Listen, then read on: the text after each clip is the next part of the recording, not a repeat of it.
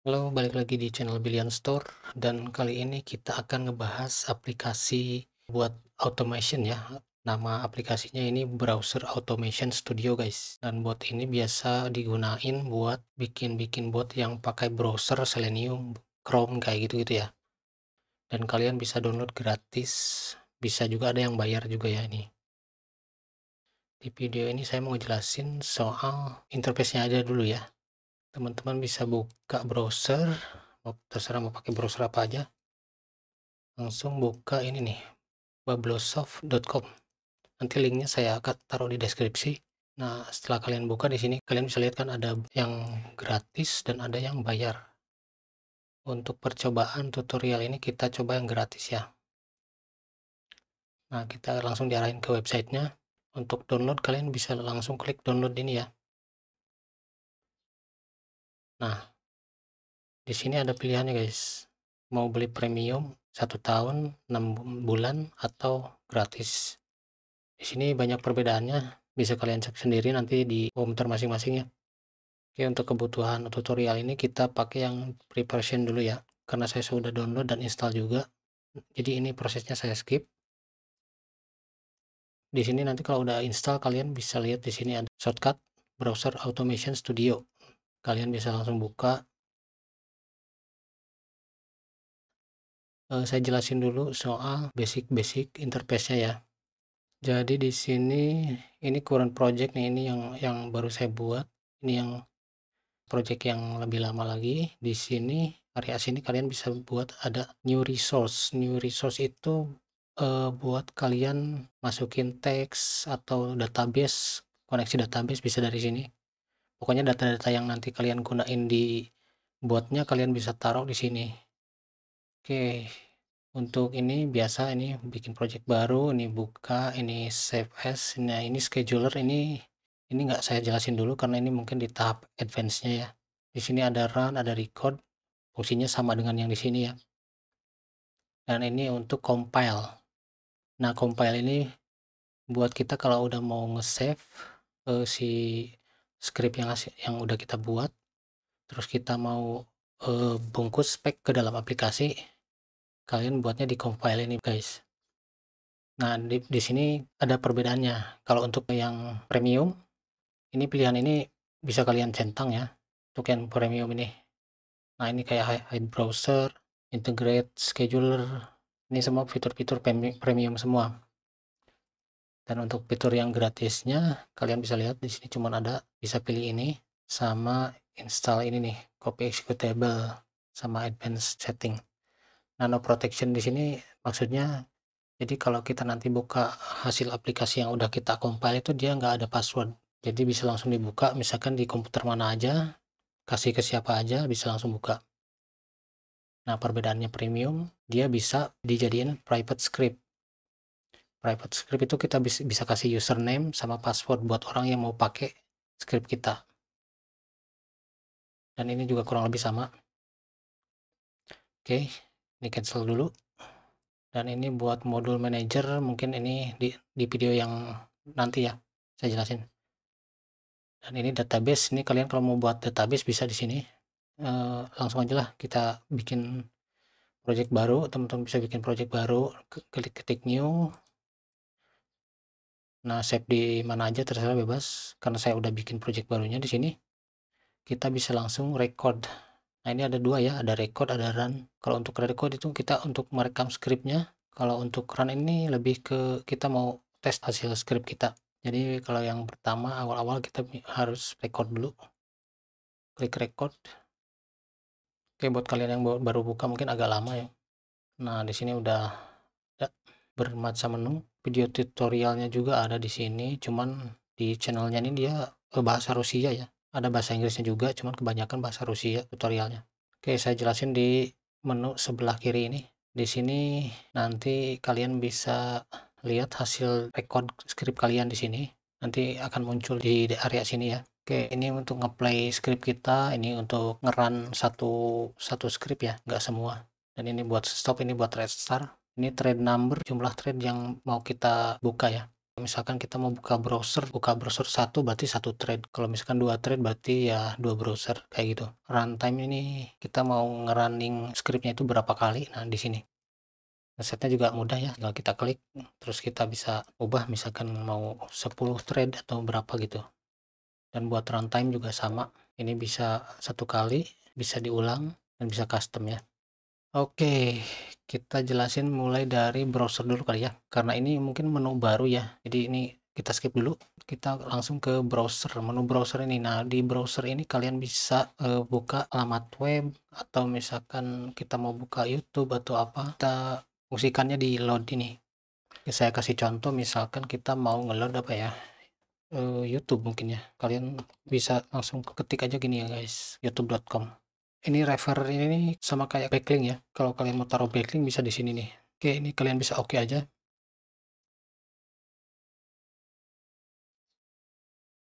Nah, ini YouTube-nya bisa kebuka kan di sini ya. Jadi di sini ada tampilannya guys. Jadi kita mau running script apa, nanti tampilnya di sini. Nah, contohnya seperti ini guys ya. Ini menunya banyak nih. Tapi untuk di video ini saya mau jelasin basic-basic interface-nya dulu ya, nggak terlalu detail guys. Mungkin kalau untuk yang lebih detailnya lagi nanti kita bahas di video yang berikutnya. Oke, di sini script logic kayak JavaScript, Python ya. Nah, di sini mungkin kalian perlu agak apa ya, pemahaman di pemrograman kayak JavaScript, kayak if, while, for each kayak gitu-gitu. Buat yang belum paham mungkin bisa searching sendiri bahasa-bahasa pemrograman JavaScript atau Python. Di sini tools bisa kalian lihat, di sini ada log, ada result, execute code. Ini lebih ke buat nantinya nampilin status buat script kalian itu udah sampai mana atau lagi ngapain gitu. Saya kasih contoh, misalkan kita mau log ini lagi buka YouTube misalkan ya, udah buka YouTube nih si botnya. Kita bisa kasih keterangan misalkan membuka YouTube mungkin.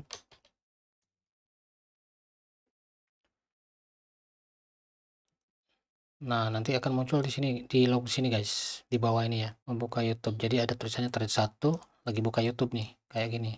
Ini buat nanti ada di tampilan botnya. Jadi kalau kita minimize browsernya, kita masih tahu si bot kita tuh lagi ngapain dengan log ini. Oke, balik lagi. Ini untuk network ya. Lebih ke kayak kita mau masukin user agent atau fingerprint bisa di sini guys. Buat ngerubah apa ya, device si browsernya ini. Ini mungkin nanti saya jelasin di video-video selanjutnya ya. Nah, untuk waiters ini dia bukan waiters pelayan ya guys. Ini waitersnya ini, jadi kita kalau si script itu mau kita buat idle atau sleep misalkan, bisa pakai di sini nih ada tulisan menu sleep. Terus kalau misalkan wait full page load, jadi si botnya ini nunggu supaya si halaman web yang kita buka itu terload sampai udah full ya. Nah, untuk HTTP client ini juga menu-menu yang mungkin nanti di video selanjutnya saya jelasin karena mungkin ini lebih advance. Ada open close browser, ini perintah buat nge-close sama open browser yang ada di sini. Clipboard buat copas guys ya. Misalkan kita mau masukin password atau username kalau mau login misalkan di YouTube ya. Bisa kalian gunakan fungsi ini. Ini tanggal dan waktu buat nampilin tanggal, misalkan sekarang lagi tanggal berapa kayak gitu. Oke, embed language kita bisa buka, ini lebih ke modul ya guys ya. Jadi kalian yang buat yang pengen pakai Node.js bisa kalian aktifkan di sini untuk scriptnya. Untuk file system ini buat ngebaca file, buat nulis log bisa di sini guys. Si botnya kita misalkan mau bikin akun nih. Nah, si akun yang udah kita buat bisa kita simpan dengan fungsi ini guys. Bisa write file, bisa ngebaca file kayak gitu. Dan ini berhubungannya nanti sama resource yang di sini nih. Itu nanti saya jelasin lebih banyak lagi nanti di video selanjutnya. Nah, ini fingerprint switcher. Jadi kita bisa pakai fingerprint dari server mereka. Ini lebih bagus pakai ini sih, cuman ya ini berbayar guys. Sekitar berapa puluh dolar gitu per bulan. Nah, ini buat memanggil fungsi ya. Call function itu kita kalau mau bikin function di sini nih, coba kita klik ya. Nah, ini kan functionnya yang main. Kalau kita klik main ini fungsi utama ya. Nah, yang sedang kita buka ini, yang sedang kita pakai ini fungsi utama. Kita sebenarnya bisa buat lagi misalkan fungsi baru di sini pakai tombol ini ya, plus ini. bisa kasih nama misalkan fungsi login gitu, login YouTube misalkan.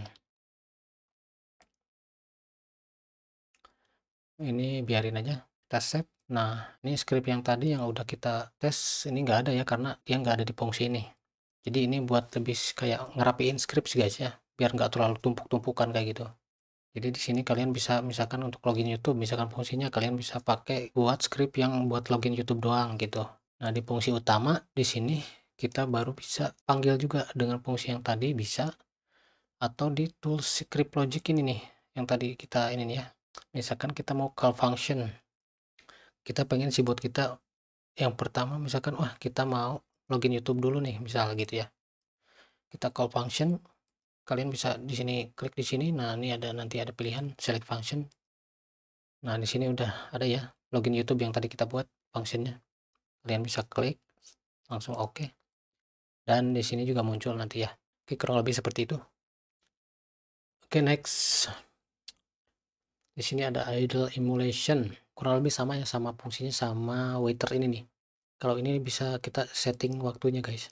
Misalkan kita mau buat kita berhenti dulu berapa detik gitu, misalkan sebelum buka video misalnya, kita bisa kasih jeda di idle emulation ini. Nah, ini ada tulisannya ya, kalian bisa pilih pakai medium, long, atau bisa kalian juga dengan angka guys ya. Nah, kalau dengan angka nanti dia rubah di sini jadi integer. Integer itu jadi lebih ke angka ya. Kalau string dia teks. Teman-teman juga mungkin udah ngerti yang kayak gitu ya. Nah, jadi dia bisa perform idle. Jadi kayak si botnya di pause dulu.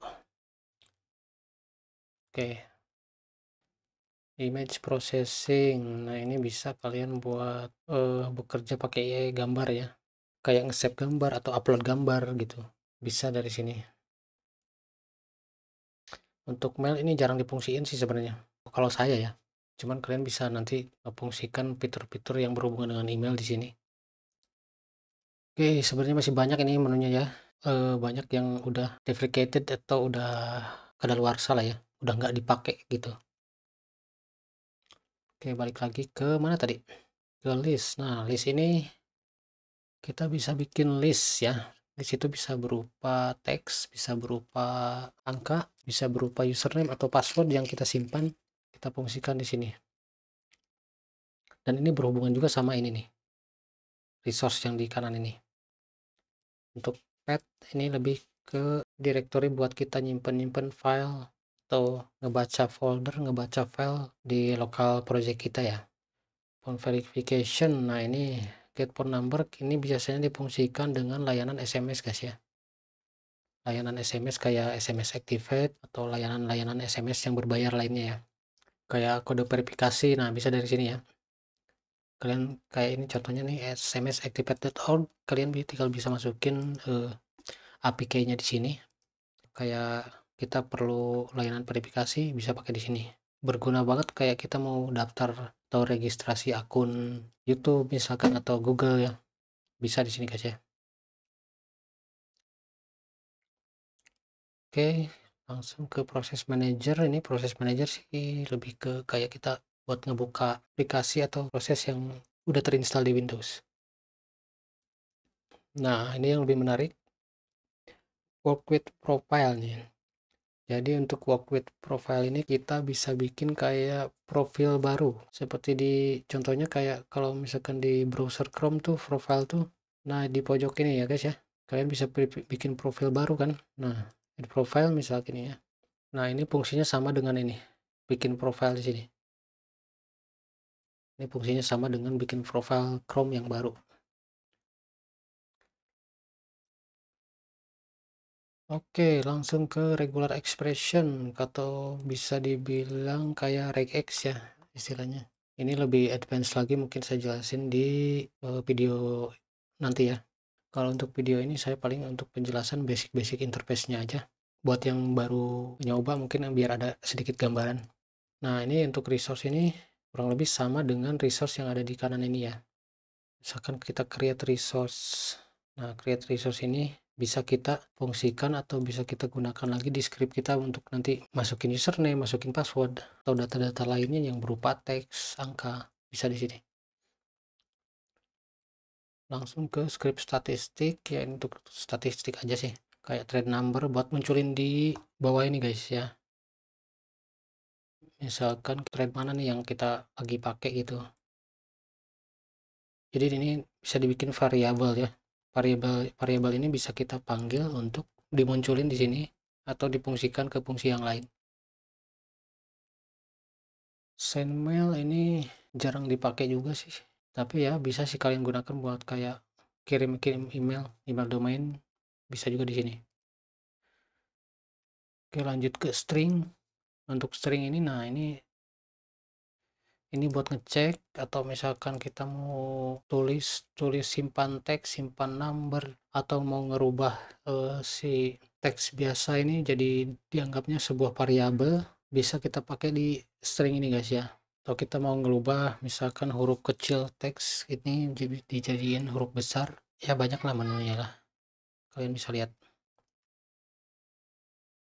Oke, lanjut ke menu mana tadi, Telegram ya. Ini Telegram ini bisa kalian pakai buat kirim pesan ke nomor target misalkan, tapi kalian perlu ini ya, bot token kalau nggak salah nih. Oh iya, perlu bot tokennya, kalian masukin di sini sama chat ID-nya dan isi pesannya. Nah, isi pesan ini bisa kita langsung ketik di sini kayak gini, atau kita pakai variabel ya guys ya, yang saya jelasin tadi di string atau di list, bisa kita ambil ke sini. Nah ini ya, di list ini, terus database juga bisa, dari database, dari string ini bisa kita ambil ke sini, ke send message.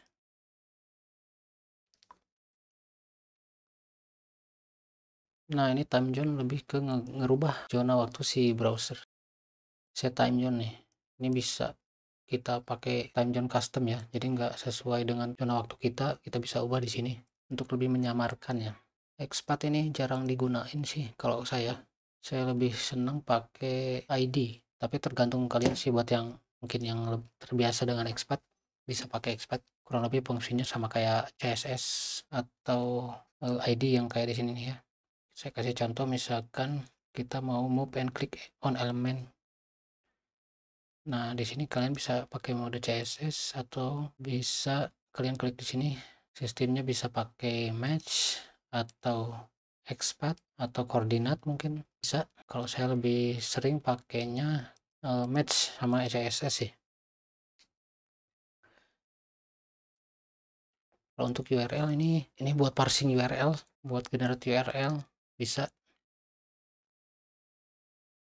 User interaction itu lebih ke kayak ngeplay sound, atau si botnya kita buat misalkan manual input bisa guys. Misalkan kita mau masukin passwordnya manual pas login, jadi kita bisa pakai ini di step-stepnya nanti. Terakhir kita bahas yang ini ya guys ya, create resource nya ya. Kalian bisa klik, bisa kasih nama, misalkan si resource ini buat nyimpen akun misalnya. Kita bisa kasih nama akun.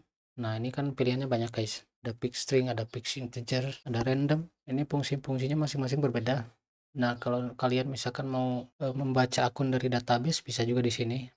Kita coba di sini, misalkan membaca akun dari database.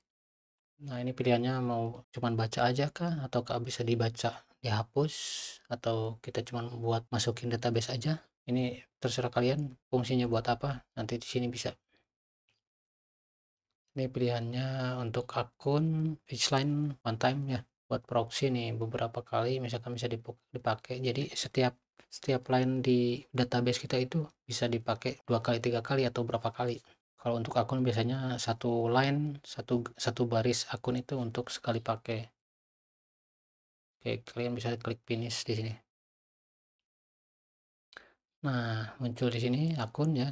Jadi si akun ini nih bisa nanti kalian panggil di sini guys. Tapi kalian nggak bakalan bisa langsung panggil, kayak misalkan saya kasih contoh, kita klik login ini aja lah ya. Nah ini sebagai contoh aja, kita bisa rekam dengan cara seperti ini guys. Ini ada 3 cara ya. Nah kalian bisa klik di sini. Nah, ini ada indirect control, ada direct control, sama direct control add action to scenario tab. Scenario tab itu yang sebelah kiri ini guys ya. Saya kasih contoh, misalkan kita mau klik sign in, kalian bisa rekam dengan kayak gini aja, bisa langsung klik. Nah, nanti si scriptnya langsung generate sendiri ya hasil rekaman kita. Nah, kalau untuk yang tadi akun tadi ini, kalau kalian misalkan udah buka nih, baru bikin resource, kalian gak bisa langsung panggil guys. Misalkan saya kasih contoh, bentar saya rubah dulu ke ini ya. Nah, misalkan kita mau ngetik teks di sini dan kita mau gunain si resource yang ada di sini. Nah, ini ID-nya. Nah, untuk text to type ini kalian nggak bisa langsung pakai ini. Jadi harus di restart dulu guys ya. Kenapa ada kedip-kedip di sini? Nah, ini ngasih tahu karena kita udah bikin resource baru atau kita udah nge-update di sini nih. Dia pasti kedip-kedip. Dia itu minta dia untuk kita save atau kita restart guys. Jadi balik lagi ke sini. Nah, si resource yang kita udah bikin tuh kalian bisa buka di sini guys. Kalian klik di sini misalkan, bisa kalian buka di sini. Nah, no resource have been created ya. Jadi belum kebaca. Jadi kalian harus restart dulu setelah bikin resource di sini. Kita restart dulu coba. Resource yang udah kita bikin nih nanti muncul di sini nih. Dan ini adalah tampilan buat nanti yang kalau kita udah compile ini ya. Kita cancel dulu. Sama kayak run ini ya. Kalau kita klik run ini. Jadi si resource yang di sini tuh nanti bisa kalian lihat di sini munculnya. Oke, balik lagi ke record ya. Ini karena datanya belum ada ya. Jadi pasti nanti ada muncul merah begini. Tapi nanti kalau misalkan datanya udah kita isi, nanti dia hilang sendiri merahnya. Data is not valid, continue. Oke, coba kita buka YouTube-nya dulu. Nah, ini kalian bisa play di sini ya, hasil script kita tadi. Tuh, seperti kalian lihat sendiri ya, dia udah ngerekam sendiri. Setelah restart, baru sekarang setelah kita restart nih, kita bisa coba lagi. Misalkan kita mau masukin username atau email. Nah, oke, kalian bisa pilih resource-nya di sini. Nah, sekarang muncul guys. Nah, sebagai contoh aja ya, sebenarnya stepnya lebih kompleks dari ini. Coba ini buat ngejelasin basic-basicnya aja sama kalian. Kalian bisa oke. Karena di database kita belum ada akunnya, jadi si botnya nggak ngelakuin apa-apa ya. Jadi ini sebagai contoh aja. Oke, mungkin segitu dulu guys di video ini. Untuk selanjutnya penjelasan yang lebih rincinya nanti saya jelasin sambil saya membuat bot YouTube mungkin ya, biar lebih rinci lagi dan penjelasannya lebih enak. Oke, buat kalian yang mau tanya-tanya juga bisa komentar di video ini ya. Oke, makasih. Sampai ketemu lagi guys di video selanjutnya.